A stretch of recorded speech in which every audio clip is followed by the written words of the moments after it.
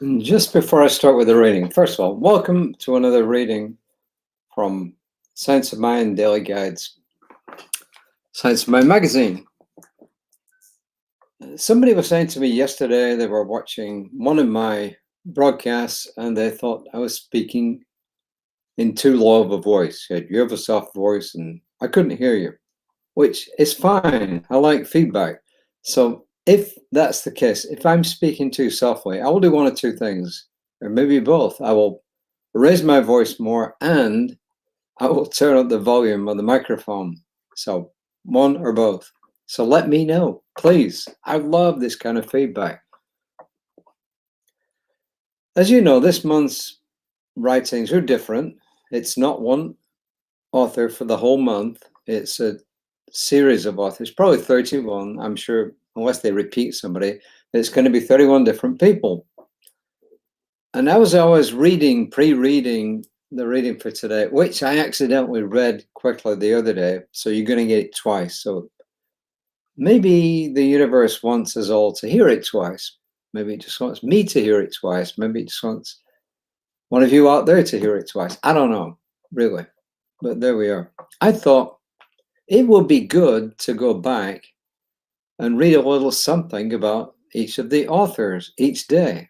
Maybe not the whole thing, but at least give a summary of the person who's writing. And today's writer is called Reverend Steph St. Amand. And she's the co-founder of the spiritual director of One Love Awakening, which is a virtual community designed to bring bridging hearts, awakening minds, and transforming lives.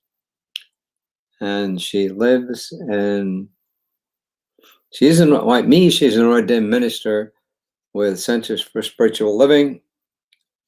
And I'm not quite sure where she's written a couple of books, one called Navigating the Click-to-Click, How to Live a Peaceful Life in a Seemingly Toxic World. Apparently she's written 3 volumes of that. So that's who she is. What does she say? She talks about the philosophy of Emerson. The ones of you who know anything about Science of Mind, and especially through the lens of Reverend Jesse Jennings, our senior minister, know that Emerson is a big deal. Emerson is a big deal. So I thought I would just give you a little insight into who she is and what she does. And what else is there here? And actually, the title for the daily guides was, let me see, what is it? The quote is from Anne Lamott, and it says, I do not at all understand the mystery of grace, only that it meets us where we are, but doesn't leave us where it found us. And if you want to look at grace in different ways, one way to look at it, as Holmes did, is the divine givingness, the givingness of the divine to its creation. The givingness of the divine to its creation. That's one definition of grace. Well, enough for me doing the intro. Here's what she says. First quote is from Maya Angelou, and all of you have heard of her. If you're always trying to be normal, you will never know how amazing you can be. If you're always trying to be normal, you'll never know how amazing you can be. It's cool. And before I even pre-read it today, my wife said, you're going to love the reading. Next quote is from the Science of Mind textbook, the big tome that Holmes wrote, 2 editions. This is the 1930s edition, of course. The eyes brighten with friendliness and good cheer when animated by the light of love, joy, faith, or noble purpose. And that's on page 231. And notice he doesn't say animated by the light of love, joy, faith, and noble purpose. He says love, joy, faith, or noble purpose. And then the next question was, of course, well, what do you want to be when you grow up? She says, I thought I wanted to be an award-winning actor, journalist, zoologist, history teacher, bookstore owner, and rock star. But I think we should stop asking young people this ridiculous question. And then Reverend Steph goes on to say, don't get me wrong, there are certainly people who just know what they want and go on to achieve it. For the rest of us, the power of decision takes us on a winding road. Took me on one, I'll tell you. All this focus on striving and achieving can get us off course of the life we were meant for. There have been days in my life when just getting out of bed in the morning was my greatest accomplishment. Ernest Holmes wrote, quote, any thought or belief which would seek to separate that which I am from that which you are would be an illusion, no matter how lofty or how sacred its purpose. And when he says the I am, he's talking about the creative energy of the universe.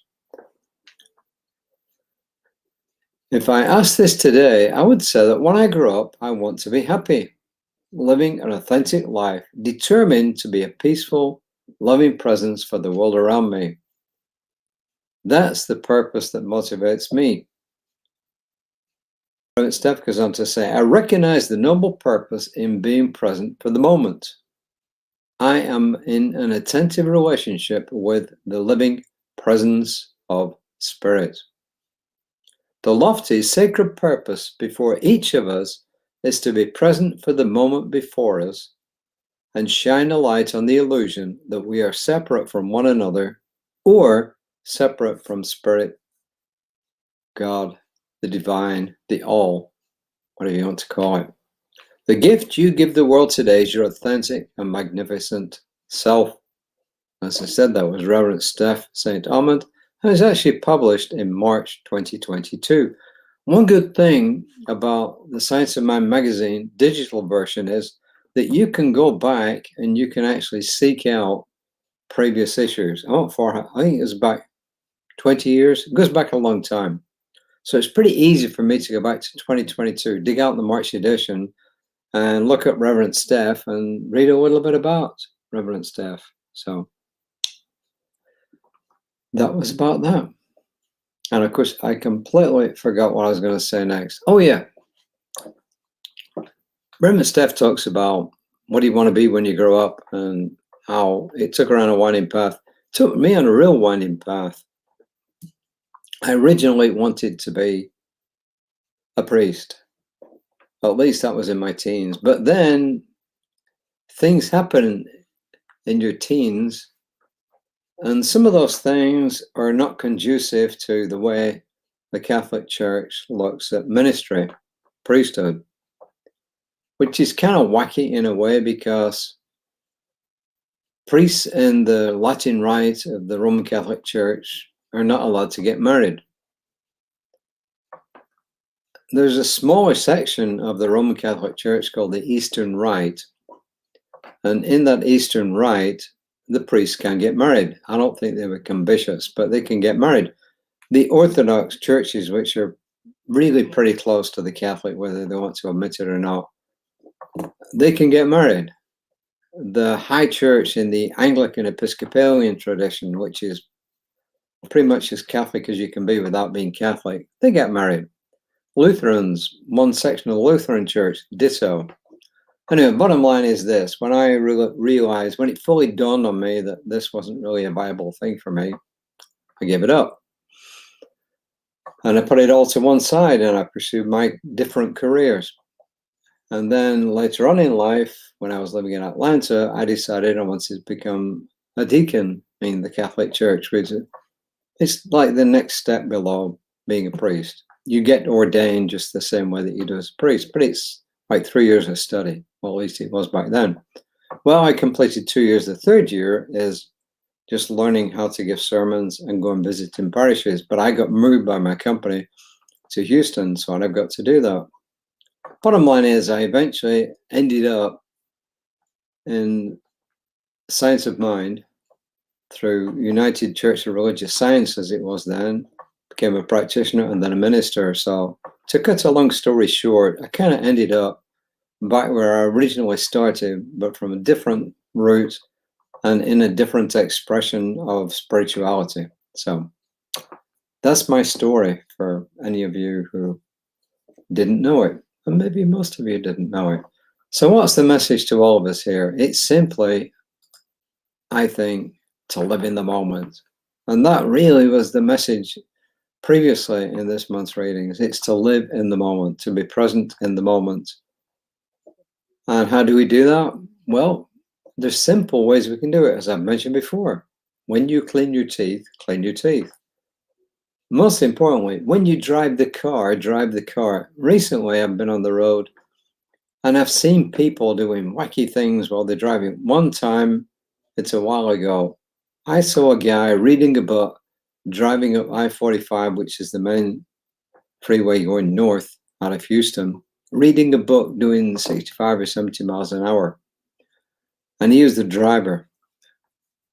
You've all seen it.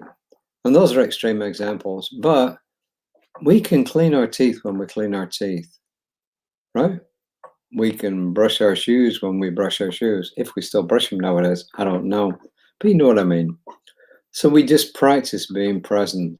And then the other thing, which is harder for me because I like to read and study and all the rest of it, is to be present, unless I'm actually being a minister or a practitioner, is to be present in the room with a person with me and to acknowledge what they're saying. When I'm doing mediations, it's easy. When I'm doing emotional freedom technique, it's easy. When I'm being a minister, it's easy because that's part of the job. It's when I'm off duty, quote unquote, that it's harder for me. So my job is to practice being more present to the people in my life and giving them my full attention. What's the affirmation? Well, it's two, really. I listen to the spirit voice inside me, cheering me on to my highest expression. It says the God voice, but if you want to put in God, fine. Put in spirit, fine. I listen to the God voice inside me, cheering me on to my highest expression. I fulfill my noble purpose through loving acts and joyful thinking. I fulfill my noble purpose through loving acts and joyful thinking. Could say, I fulfill my noble purpose through giving attention to the people in my presence. Take your pick. Reverend Lisa will be back tomorrow morning at 9 o'clock. Our service will be at 11 tomorrow. Reverend Jesse's starting a whole new series. Come and see what it's all about. If you miss any of these live broadcasts, me, Reverend Lisa, our Sunday morning service, they're on Facebook Live, they're on YouTube. You can get them wherever. I forgot what the expression is. Wherever you see this, whatever it was, I forgot the commercial now. Anyway, that's me. Have a good rest of the day, and I will see you next time. Take care of yourselves. Namaste.